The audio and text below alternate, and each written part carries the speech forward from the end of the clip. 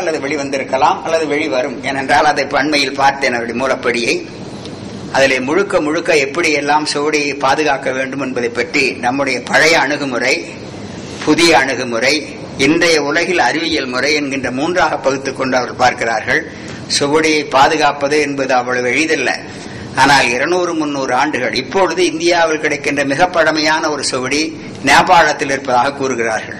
நேபாளத்தினுடைய அந்த சீதோஷ நிலைக்கு தக்கவாறு ஒரு 700 ஆண்டுகள் அங்கே அந்த சுவடிகள் இருக்கின்றன. தமிழகத்தை பொறுத்தவரை மிக வெப்பமான பகுதி. ஒரு 300 ஆண்டுகள் அதை பாதுகாத்து வைப்பது என்பதே மிக பெரிது. ஆனால் அத்தனை லட்சக்கணக்கான சுவடிகள் நம்முடைய முன்னையோரினுடைய இந்த இன்டலெக்சுவல் ப்ராப்பர்ட்டி என்று சொல்லுவோமே, அறிவு செல்வம், அந்த அறிவு செல்வம் சுவடிகளில் தான் இருக்கின்றன. அந்த சுவடிகள் இருந்ததால் தான் சங்க இலக்கியம், இலக்கணம், அறநூல்கள், பிற்காலத்தில் வந்திருக்கின்ற பல செய்திகள். எனவே அவர்களுக்கு தமிழறிஞர்கள், ஐரோப்பிய அறிஞர்கள் எவ்வளவு பேர் அதற்காக உழைத்திருக்கிறார்கள் என்பதற்கு ஒரு சான்று எல்லிஸ். வீரமாமுனிவர் அவர்களுடைய பல கையெழுத்து பிரதிகளை போற்றி பாதுகாத்தவர் எல்லிஸ் தான். இப்பொழுதெல்லாம் லண்டன் நூலகத்திலே அந்த அவருடைய தாள்கள் இருக்கின்றன, ஆய்வுத்தாள்கள் இருக்கின்றன. இன்னும் அதை பற்றி ஆராய்வதற்கு ஏராளமான இடம் இருக்கிறது. எனவே அவை எல்லாம் சுவடிகளுடைய முன்னோடி வரலாறு என்று சுருக்கமாக சொல்லி, சுவடி பாதுகாப்பு எப்படி பாதுகாப்பது, அந்த பாதுகாப்பு வரலாறு என்கின்ற தலைப்பிலே பேச இருக்கிறார். நாம் ஒரு புத்தகத்தை பாதுகாப்பதற்கு எவ்வளவு இப்பொழுது துன்பப்படுகிறோமோ அந்த துன்பத்தை அவர்கள் சுவடி பாதுகாப்பிலே உணர்ந்திருக்கிறார்கள். இந்த மை சாத்தி, தமிழ் விடு தூதிலே வருவது போல நீராட்டி, மஞ்சள் கொடிப்பாட்டி என்றெல்லாம் வரும். மஞ்சளை பூசுவது எழுத்து தெரிவதற்காக. ஆனால் கவிஞர் மஞ்சளிலே கொடிப்பாட்டி என்று சொல்லுவார். அதெல்லாம் பழைய அறிவியல் என்பது அவர்கள் தெரிந்து வைத்திருந்த அறிவியல். அந்த காலத்தில் ஒரு சிலேட்டை நாம் எப்படி பாதுகாத்தோம் என்பது இந்த தலைமுறைக்கு தெரியாது. சிலேட்டையே பார்த்திருப்பார்களா என்பது தெரியாது. இப்பொழுது நேரடியாகவே கணினிக்கு வருகின்ற காலம். இந்த ஊமத்தந்தழையையும் கரியையும் வைத்துக் கொண்டு வாரந்தோறும் சனிக்கிழமை ஆறுகளிலே சென்று அதை கழுவி அதற்கெல்லாம் கருப்பு மை சாத்தி சிலேட்டை பாதுகாத்த காலம். சிலேட்டுக்கு முன் சுவடியையும் அப்படித்தான் பாதுகாத்திருக்கிறார்கள். எனவே அந்த காலத்திலிருந்து இந்த காலம் வரைக்கும் சுவடியில் எப்படி சுவடிகள் பாதுகாக்கப்பட்டன என்பதை பற்றி பெருமாள் அவர்கள் நமக்கு எடுத்துரைக்க இருக்கிறார்கள். நாம் சொல்லியது போல ஒரு 15 அல்லது 20 மணித்துளிகள் அதனை ஒட்டிய விவாதங்கள் செய்யலாம். முதலிலே அறிஞர் பெருமாள் அவர்களை அவருடைய கட்டுரையை வழங்குமாறு வேண்டுகிறேன். இந்த செம்மொழி மாநாட்டிற்கு எனக்கு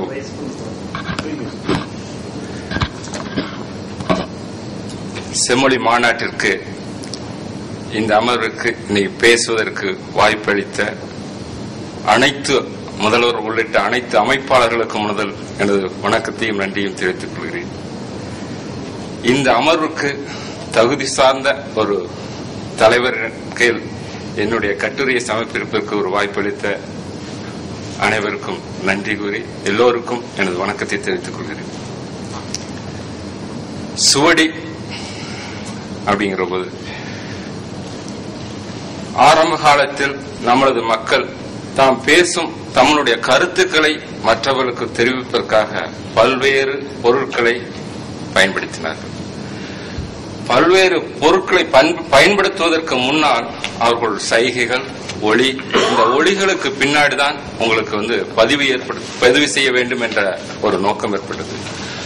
ஆரம்ப காலத்தில் உருவ எழுத்து பயன்பட்டதாக யாப்பருங்கல விருத்தி கூறுகிறது. அதற்கு பின் தான் எழுத்துருவங்கள் சரியான முறையில் வருகிறது.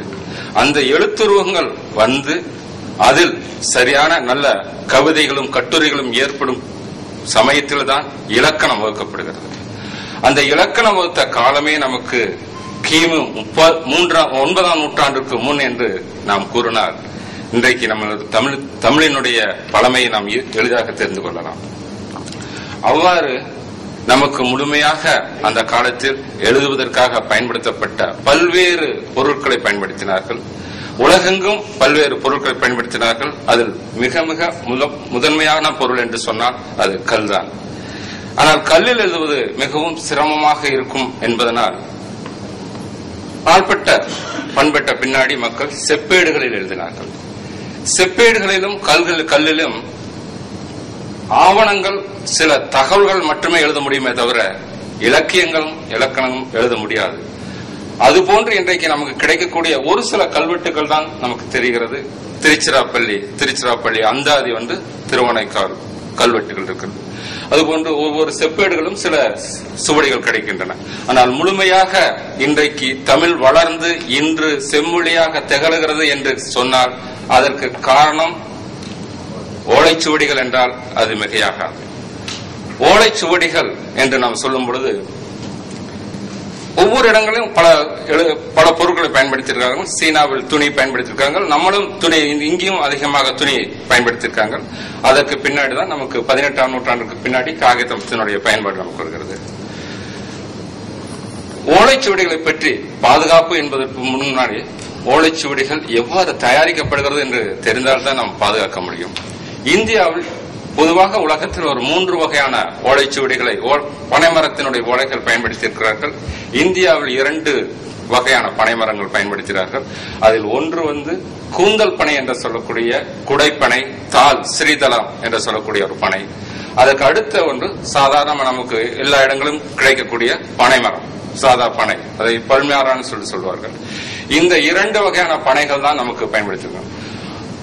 நமது முன்னோர்கள் பனைமரத்தில் எழுதும் பொழுதே அந்த ஓலை பாதுகாப்பாக இருக்க வேண்டும் என்று கருதி ஓலைகள் தேர்ந்தெடுக்கும் பொழுதே மேல உள்ள ஓலை எடுக்க மாட்டார்கள், அடியில் உள்ள ஓலையும் தவிர்த்து நடுவில் 6 மாதம் வளர்ந்த ஓலையை மட்டும் வெட்டி நிழலில் காய வைத்து தனித்தனியாக பிரிப்பார்கள்.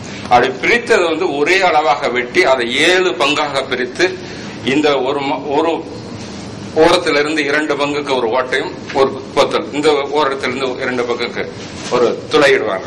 அந்த துளையிட்ட பின்னாடி தான் அந்த ஈர்க்கின்ற, ஏன்னா துளையிடுவது வரைக்கும் ஓலை இரட்டை ஓலையாகத்தான் இருக்கும். அந்த துளையிட்டு பின்னாடி தான் இந்த ஈர்க்க எடுத்துருவாங்க. ஈர்க்க எடுத்த உடனே தனித்தனியான ஓலை நமக்கு கிடைக்கும். அந்த தனித்தனியான ஓலையும் நல்ல சங்கு அல்லது நல்ல வளவளப்பான கல் கொண்டு தேய்ப்பார்கள். அப்படி தேய்க்கும் பொழுதுதான் அந்த ஓலையில இருக்கக்கூடிய முழுமையான சாறு பரவி ஓலை நன்றாக வளைந்து கொடுக்கும். இது பாதுகாப்பு கருதி அந்த பணி செய்தார்கள். இன்றைக்கு கூட பல ஆவணங்கள் மூலம் நாம் தெரிந்து கொள்வது என்றால், சிலோனில் ஒரு தனியாக ஒரு தூண் இருக்கும். அந்த தூணில் நமக்கு தயிர் கடவைதை போன்று அந்த ஓலையை சேர்த்து அதை ஓலையை பதப்படுத்துவார்கள். அப்பொழுதுதான் ஓலை நன்றாக வளைந்து கொடுக்கும். அவ்வாறு வளைந்து கொடுக்கக்கூடிய ஓலையை வீட்டில் வைத்திருப்பார்கள். என்றைக்கு எழுத வேண்டும் என்று நினைக்கிறார்களோ அன்றைக்கு அந்த ஓலையை எழுதுவதற்கு முன் பதப்படுத்த வேண்டும். ஏனென்றால் நமக்கு தென்னிந்தியாவினுடைய எழுத்துக்கள் முழுவதுமே பதிவு செய்தல், கல்லில் பதிவு செய்தல், மணலில் எழுதி பழகியதல், செப்பேடுகளில் பதிவு செய்தல், அதாவது பதித்து எழுதுதல், அந்த பழக்கம் இருந்ததால் நமக்கு ஓலைகளையும் எழுத்தாணி கொண்டு பதித்து எழுதிய முறைதான் நமக்கு இருக்கிறது. அந்த எழுத்தாணி கொண்டு எழுதப்பட்ட ஓலைகளை 2 வகையாக அந்த காலத்தில் வைத்திருக்கிறார்கள். ஒன்று படிப்பதற்கென்றும், இன்னொரு ஓலை சாதாரணமாக முக்கியமான இதிகாசங்கள், சில புராணங்களை மட்டும் எழுதி வீடுகளில் பாதுகாப்பாக வைத்திருக்கிறார்கள். ஏனென்றால் நம்ம வீடுகளில் ஒரு சுவடி இருந்தால் தம்முடைய குழந்தைகள் நல்ல கல்வி அறிவு ஏற்படும் என்ற ஒரு நம்பிக்கையாக அந்த மாதிரி வைத்திருந்தார்கள். அது மாதிரி வீடுகளில் பாதுகாப்பாக வைத்திருக்கக்கூடிய சுவடிகளுக்கு மட்டும் மஞ்சள் பூசி வைத்திருந்தார்கள். ஆனால் படிக்க வேண்டும் என்ற சுவடிகளுக்கெல்லாம் ஐயா சொன்ன மாதிரி கோவை இலை அல்லது ஊமத்து இலை சாறுடன் விளக்கு கறி சேர்த்து பூசி படித்து வந்தார்கள். அதுபோன்று எழுதப்பட்ட சுவடிகளை சரியான முறையில் கட்டி பாதுகாப்பாக வைத்திருந்தார்கள். வைக்கும் பொழுதும் கூட நமக்கு பல்வேறு காரணத்தினால், நமக்கு சுவடிகள் அழிவு என்று கூறும் பொழுது பல்வேறு காரணத்தினால், பல்வேறு சீதோச நிலையினால் தான் நமக்கு அழிவு